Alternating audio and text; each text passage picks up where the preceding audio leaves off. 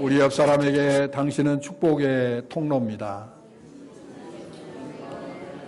사랑합니다. 축복합니다. 하나님은 여러분을 축복의 통로로 삼으시고 변함없는 사랑으로, 무궁한 사랑으로, 영원한 사랑으로 사랑하시는 줄로 믿습니다. 아멘. 자, 우리 하나님의 말씀은 로마서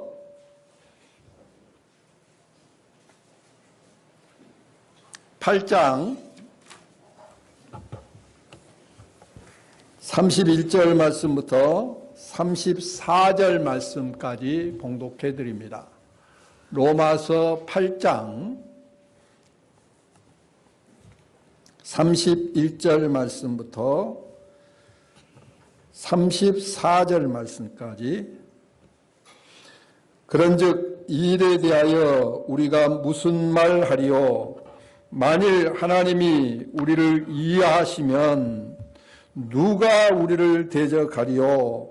자기 아들을 아끼지 아니하시고 모든 사람을 위하여 내주신 이가 어찌 그 아들과 함께 모든 것을 우리에게 주시지 아니하시겠느냐? 누가 능히 하나님께서 택하신 자들을 고발하리요? 의롭다 하신 이는 하나님이시니 누가 정죄하리요? 죽으실 뿐 아니라 다시 살아나신 이는 그리스도 예수시니 그는 하나님 우편에 계신 자요 우리를 위하여 간구하시는 자시니라. 아멘. 아멘. 하나님은 우리를 창세전에 선택하시고 때가 되매 부르셔서 예수 그리스도를 믿음으로 의롭다 하셨습니다. 아멘. 이제 우리를 의롭다 하셨는데 이제 의롭다함을 받은 우리는 실제 우리가 의롭게 살아야 하고 경건하게 살아야 되고 거룩하게 살아야 된다라는 거죠. 아멘. 그래서 의롭다함을 받았을 뿐만 아니라 실제 이제 우리의 삶이 이제는 거룩함에 이르는 그런 삶을 살아야 된다라는 거예요. 여러분, 우리를 가리켜서 성도라고 말합니다. 성도라는 말은 한문으로 거룩성 그리고 무리도, 무슨 의미입니까? 거룩한 무리다 그 말이에요. 여러분, 성도라는 말은 거룩한 무리다. 우리가 의롭다함을 얻는 동시에 우리는 거룩한 존재가 되었다 그 말이에요. 할렐루야. 이제 거룩한 자로서 살아가는 자다. 이 거룩이란 말은 헬라어로 하기오스라는 말을 씁니다. 이 하기오스라는 말은 구별되다라는 말이에요. 세상과 구별된 자다. 죄악과 구별된 자다. 이제는 구별된 자로서 살아가야 된다 그 말이에요. 아멘.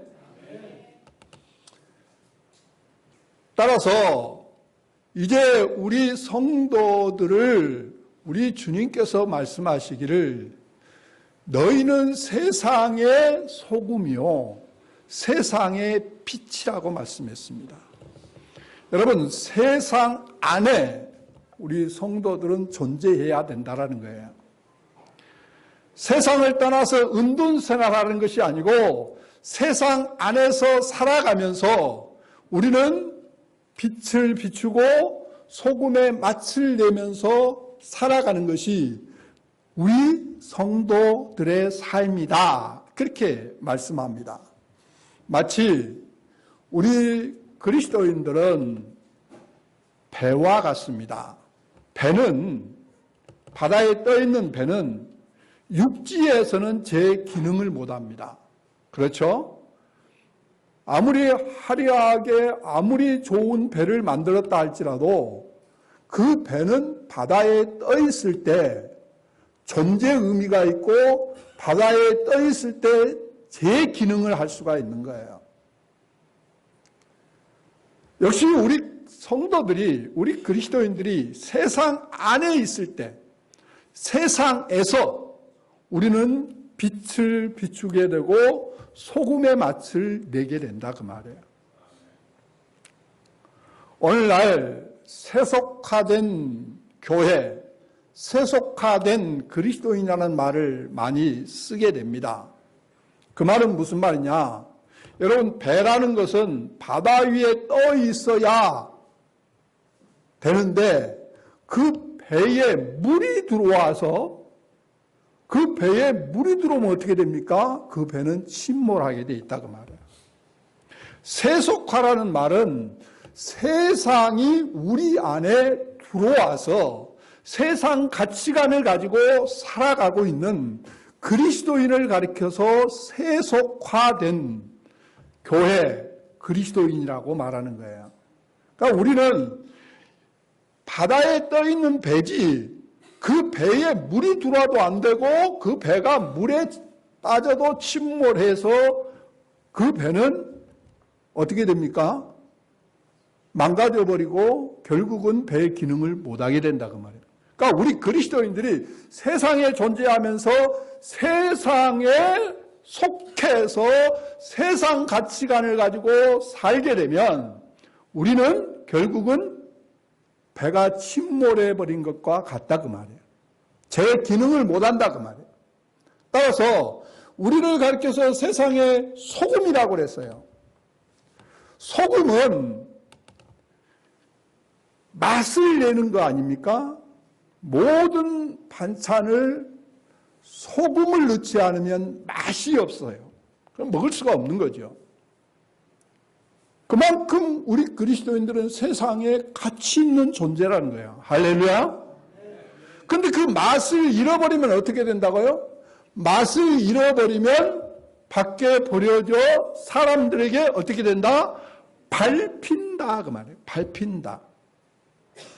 오늘 기독교가 개독교라는 말을 듣고 우리 그리스도인들이 조롱을 받는 이유가 어디에 있을까요?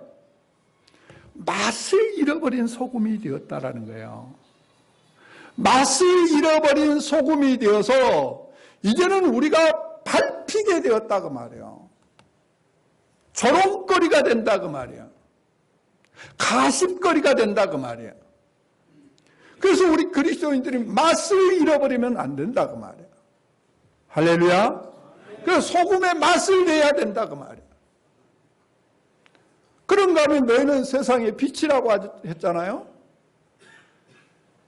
우리 예수님은 어둠의 세상에 빛으로 오셨습니다. 그리고 우리를 가리켜서 너희는 세상의 빛이라고 말씀했어요.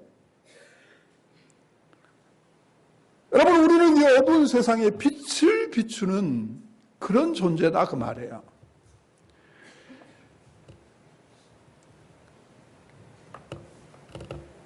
빛이 빛인데 예수님은 태양이라고 한다면 우리는 달이나 별입니다.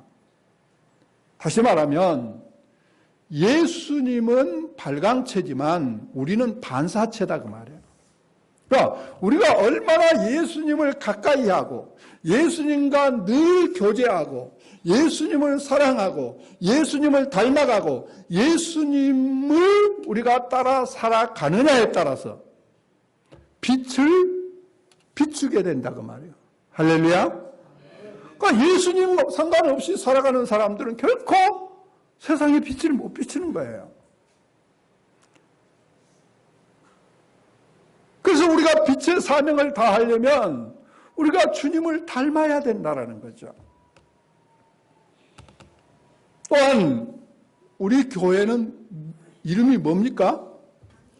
향기로운 교회입니다. 여러분, 이름만 향기로운 교회가 되어서는 안 되겠죠. 그렇죠? 그래서 우리는 누구를 만나든지 무엇을 하든지 어디에 있든지 뭐가 되라? 그리스도의 향기를 나타내야 된다. 할렐루야. 그렇게 살아가는 것이 우리의 아름다운 삶이 된다라는 거예요. 그래서 우리는 세상에 빛의 사명과 소금의 사명을 다하고 또 우리 기독교의 정신, 사랑과 희생과 봉사의 정신을 가지고 살아간다면 우리의 삶을 통해서 하나님께 영광 돌리게 될 줄로 믿습니다. 아멘. 여러분, 성경은 말합니다. 이제 빛을 비추게 해서 너희 착한 행실로, 우리 주님이 말씀했어요, 하나님께 영광을 돌리게 하라 그랬어요. 여러분, 세상에서는 착하다고 하면 뭐로 취급받는다고요? 바보로 취급받습니다. 그래서 착하다는 말을 하면 너는 바보다, 이렇게 됐다라는 거예요. 그만큼 세상은 악한 세상이 되어버린 거죠. 그럼에도 불구하고 우리는 착하게 살아야 할 줄로 믿습니다. 바보 취급을 받는다 할지라도 우리는 착하게 살아야 돼요. 왜요? 착하게 살 때 하나님의 영광을 나타낼 수 있다 그 말이에요. 오늘 본문에서 하나님께서 우리를 위하시면 어떻게 된다고 말씀합니까? 31절 보시기 바랍니다. 그런즉 이에 대하여 우리가 무슨 말하리요? 만일 하나님이 우리를 이해하시면 누가 우리를 대적하리요? 할렐루야. 오늘 제목이 뭐예요? 우리를 이해하시는 하나님. 따라서 합시다. 우리를 이해하시는 하나님. 아멘.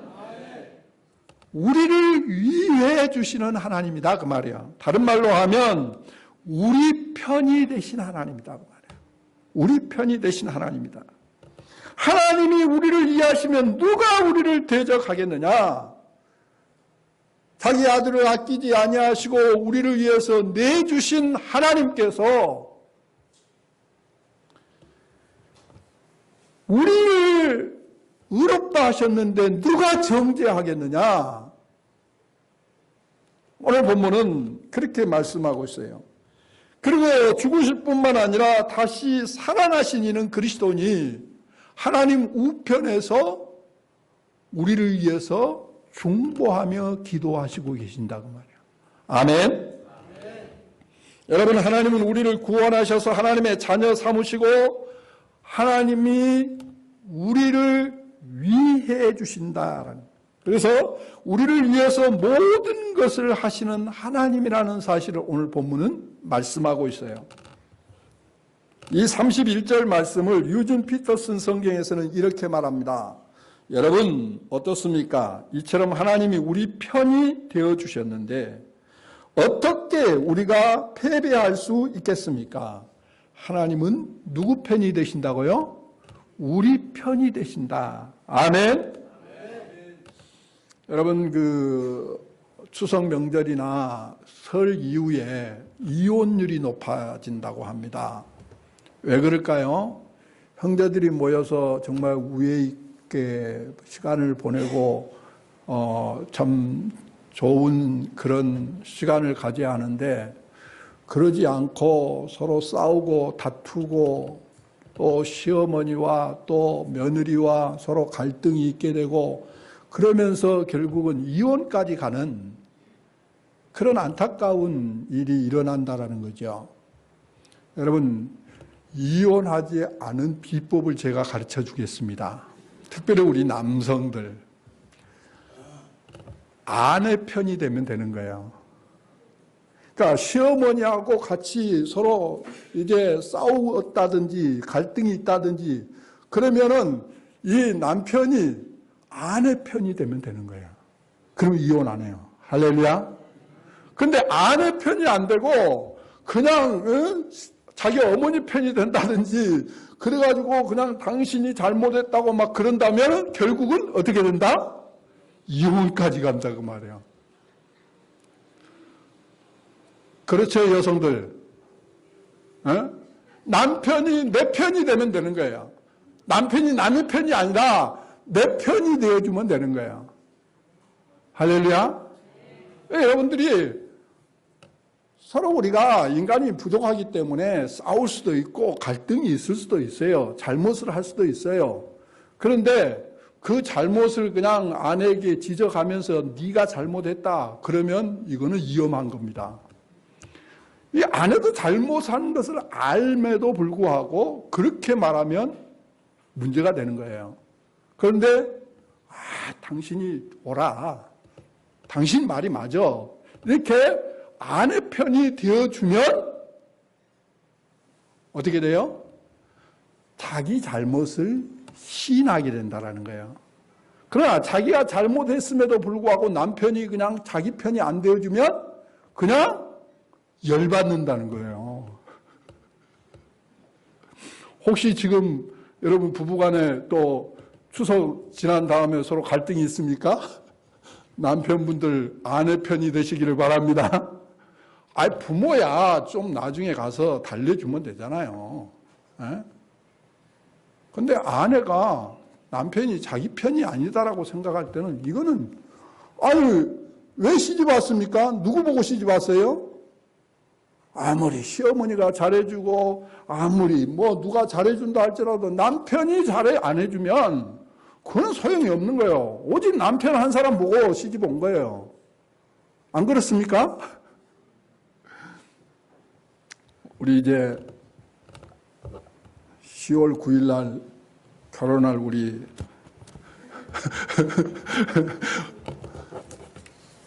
형제님 꼭 기억하십시오. 김정용이죠? 네. 꼭 기억해서 아내 편이 되시면 정말 훌륭한 그런 남편이 될 것인 줄로 아시기 바랍니다. 제가 결혼하기 전에 꼭 결혼 학교를 하고 결혼을 하는 것이 좋다라고 생각합니다. 왜냐하면 우리는요, 전혀 아내를 어떻게 대해야 할지, 남편을 어떻게 대해야 할지 전혀 알지 못하는 가운데서 결혼하게 되니까 이건 남자와 여자는 생각이 다른 거예요. 구조가 다른 거예요. 그걸 이해하지 못하니까 그냥 끊임없이 싸우는 거예요. 그래서 결혼학교를 하고 결혼을 하면 참 좋습니다.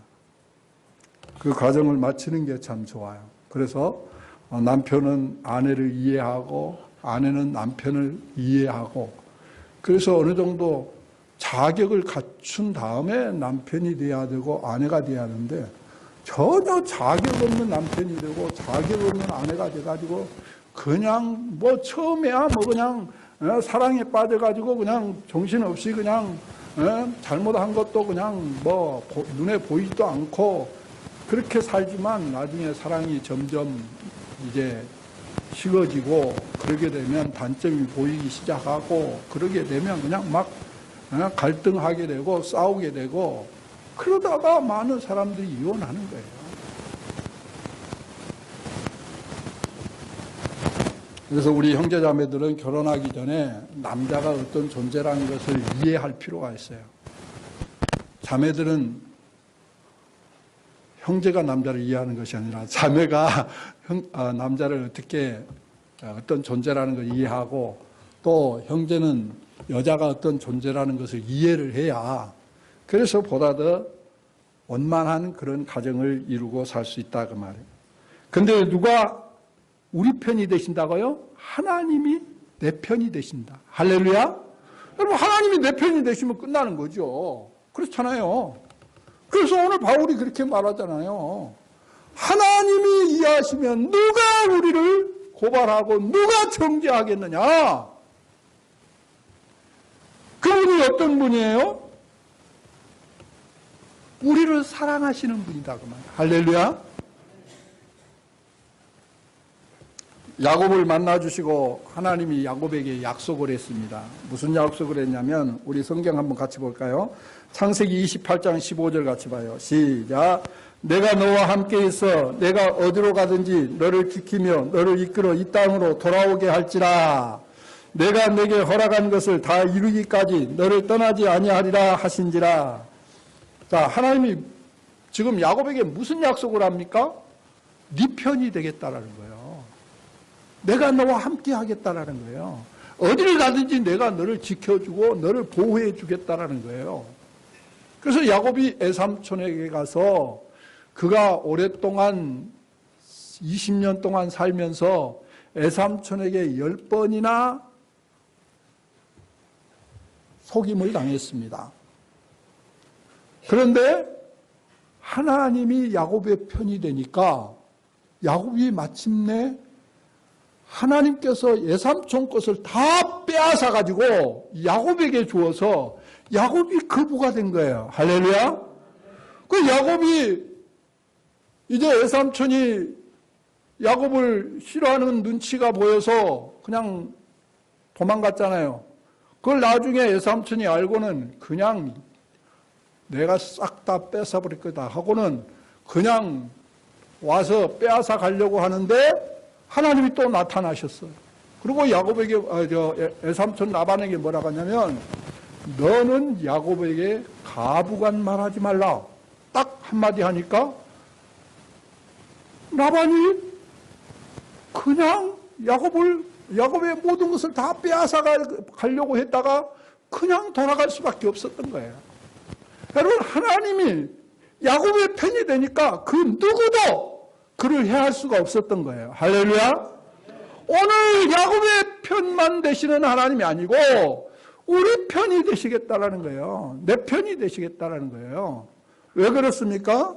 오늘 32절을 보시기 바랍니다.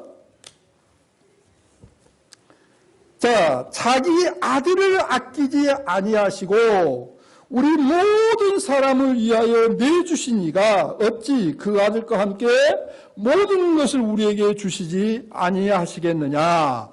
아멘. 여러분, 아들을 아끼지 아니하시고, 이 말은 우리가 창세기 그 아브라함이 이제 독자 이삭을 이제 하나님께서 내가 지시한 땅 모리아의 산에 내가 지시한 땅에 가서 그 아들을 번제물로 드리라 그랬어요.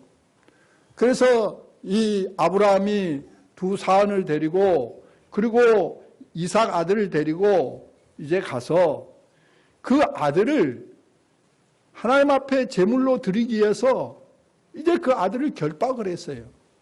그리고 이제 아들을 죽이려고 칼을 듣는 순간 하나님께서 뭐라고 그래요? 아브라함아, 아브라함아. 그에게 손대지 말라. 그리고 무슨 말을 하냐면 내가 독자 아들을 아끼지 아니하고 내게 주는 것을 보니까 이제야 네가 나를 경외하는 줄 안다 그랬어요. 여기 아끼지 아니한다는 그 말이 오늘 본문에서 하나님께서 아끼지 아니하고 그 아들을 내주신 그 의미와 같은 거예요. 여러분, 사랑하면 아까운 게 없는 거예요. 하나님이 우리를 사랑하시되 아끼지 아니하고 그 아들까지 내주신 하나님, 그 하나님께서 너에게 모든 것을 주시지 않겠느냐. 할렐루야. 그렇게 말씀하는 거예요. 여러분, 아브라함이 하나님의 사랑을 가장 실제적으로 체험한 사람이에요. 왜냐하면 아들을, 자기 이삭 아들을, 그것도 100세나 되어서 낳은 이삭 아들을 그가 하나님 앞에 내주신 경험을 했기 때문에 그 하나님께서 독생자 예수 그리스도를 내주시는, 그것도 그냥 내주는 것이 아니라 십자가의 저주의 죽음을 당하도록 내주신, 그래서 하나님의 놀라운 사랑이 여기에서 우리에게 말씀해 주고 있는 거예요. 그래서 로마서 5장 6절에 보면 경건하지 아니한 자를 위하여, 경건하지 아니한 자를 위해서 하나님께서 우리를 사랑하셨다라고 말씀하고 있어요. 그런가 하면 8절에서는 우리가 아직 죄인 되었을 때에 그리스도께서 십자가의 죽으심을 통해서 자기에 대한 사랑을 확증하셨느니라. 아멘. 여러분, 이보다 더 큰 사랑은 없는 거예요. 사랑하는 아들을 그것도 십자가에 저주의 십자가에 내주시기까지 우리를 사랑하셨다고 말이에요. 이 사랑 깨닫기를 바랍니다. 이렇게 사랑하신 하나님께서 우리에게 무엇이 아까워서 주시지 않겠느냐. 그래서 오늘 본문은 바울은 말합니다. 모든 것을 우리에게 주시지 않겠느냐. 할렐루야. 그렇습니다. 모든 것을 우리에게 주신다고 말합니다.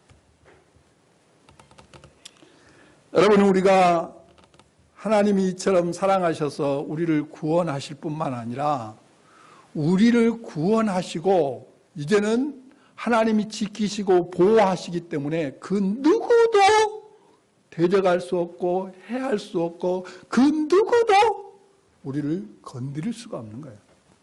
만일에 건드렸다가는 작살나는 거예요. 아멘. 자, 우리가 구원의 확신을 가질 수 있는 이유가 어디 있습니까? 하나님이 우리를 구원하시고 우리를 지켜주시고 우리를 보호하시기 때문에 우리가 지난 시간에 말씀했던 것처럼 우리가 영화롭게 되는 순간까지 하나님이 우리와 함께 하시는 줄로 믿습니다.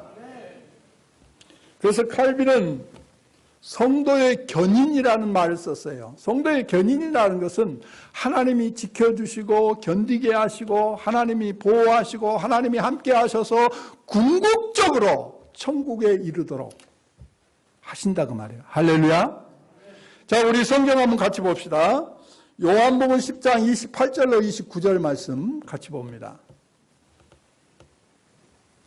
자, 다 같이 시작. 내가 그에게 영생을 주노니 영원히 멸망하지 아니할 것이요 또 그들을 내 손에서 빼앗을 자가 없느니라. 그들을 주신 내 아버지는 만물보다 크심에 아무도 아버지 손에서 빼앗을 수 없느니라. 아멘. 누가 영생을 주신다고요? 하나님이 영생을 주신다고 말해요. 그리고 영생을 주실 뿐만 아니라 하나님이 우리를 지켜주시기 때문에 만유보다 크신, 만물보다 크신 하나님이 우리를 보호해 주시기 때문에 그 누구도 하나님의 손에서 빼앗을 수 없다고 말이야. 할렐루야. 마귀가 아무리 고발하고 마귀가 아무리 정죄해도 하나님이 우리를 의롭다 하셨는데 그들이 고발할 수가 없는 거예요. 정죄할 수가 없는 거예요. 하나님이 우리에게 영생을 주시고 하나님이 우리를 지켜주시는데 보호해 주시는데 누가 빼앗아가냐고 말이에요. 하나님이 우리의 구원을 취소하지 않는 한 우리의 구원은 안전한 거예요. 할렐루야. 여러분, 하나님이 우리의 구원을 우리에게 영생을 주시고 그 영생을 하나님 빼앗아 갑니까? 하나님이 취소해 갑니까? 취소하십니까? 그런 하나님 같으면 우리가 믿을 수 없죠. 믿지 않죠. 하나님 그런 하나님이 아니에요. 하나님은 우리에게 주시고 결코 빼앗아 가는 그런 하나님이 아니에요. 그렇기 때문에 우리를 구원하신 하나님이 우리를 지켜주실 뿐만 아니라 하나님이 우리를 보호해 주시기 때문에 그 하나님의 손에서 그 누구도 빼앗아갈 수 없기 때문에 우리는 구원의 확신을 갖게 될 줄로 믿습니다. 자, 요한일서 5장 4절을 한번 같이 보겠습니다. 5장 4절 말씀 읽기 전에 우리가 깨달아야 합니다. 하나님의 자녀가 되면 이제 대적이 있어요. 대적이. 하나님의 자녀가 아닐 때는 우리의 대적이 없었는데, 왜냐하면 그 모두가 다 그냥 같은 종족이었기 때문에 우리를 대적하지 않았어요. 근데 우리가 하나님의 자녀가 되면 대적이 있어요. 그 대적은 세상, 따라서 합시다. 세상, 정욕, 그리고 마귀, 이들이 끊임없이 우리를 대적하는 거예요. 그런데 우리가 그 대적을 우리가 이길 수 있는 이유가 있어요. 세상을 우리가 어떻게 이기느냐? 믿음으로 이긴다고 성경은 말하고 있어요. 우리 성경 한번 같이 봐요. 요한일서 5장 4절 봅니다. 시작. 무릇 하나님께로부터 난 자마다 세상을 이기느니라. 세상을 이기는 승리는 이것이니 우리 믿음이니라. 무슨 믿음입니까? 하나님이 우리와 함께 한다는 믿음. 하나님이 우리를 지켜주시고 보호해주시고 도와주신다는 이 믿음. 이 믿음이 우리는 세상을 이기게 하는 줄로 믿습니다. 뿐만 아니에요. 요한복음 16장 33절 같이 볼까요? 시작. 이것을 너희에게 이르는 것은 너희로 내 안에 평안을 누리게 하려 함이라. 세상에서는 너희가 환난을 당하나 담대하라. 내가 세상을 이기었노라. 이미 우리 주님이 세상을 이기셨어요. 그래서 우리는 승리자로서 세상을 우리는 싸우는 거예요. 그래서 우리는 승리의 삶을 살아갈 수 있다고 말이에요. 그런가 하면 우리의 정욕은 어떻게 이깁니까? 우리의 정욕은 갈라디아 5장 24절 보시기 바랍니다. 시작. 그리스도 예수의 사람들은 육체와 함께 그 정욕을 탐심을 십자가에 못 박았느니라. 여러분, 나는 죽었다 하면 이기는 거예요. 내가 살았기 때문에 정욕을 못 이기지, 이미 예수님과 함께 내 정욕과 탐심이 십자가에 못 박았느니라. 못 박았다는 뭡니까? 죽었다고 말이에요. 그러니까 나는 죽었다 하면 이기는 거예요. 할렐루야. 그래서 바울은 나는 날마다 죽노라고 고백했던 거예요. 그럼 사탄 원수 마귀는 어떻게 이깁니까? 이미 우리 주님께서 마귀를 멸하셨어요. 아멘. 마귀는 패잔병이에요. 마귀를 멸하셨고 우리에게 그 마귀를 제어할 수 있는 권세를 주셨어요. 그렇기 때문에 내가 예수 그리스도의 이름으로 마귀를 대적하면 마귀는 도망가게 될 줄로 믿습니다. 그래서 시편 27편 1절 같이 봅니다. 시작. 여호와는 나의 빛이요 나의 구원이시니 내가 누구를 두려워하리요. 여호와는 내 생명의 능력이시니 내가 누구를 무서워하리요. 여러분, 이제는 무서워할 필요도 없는 거예요. 두려워할 필요도 없는 거예요. 왜? 하나님이 내 편이 되신다고 말이에요. 다윗은 날마다 승승장구했는데 하나님이 다윗의 편이 되어주셨다고 말이에요.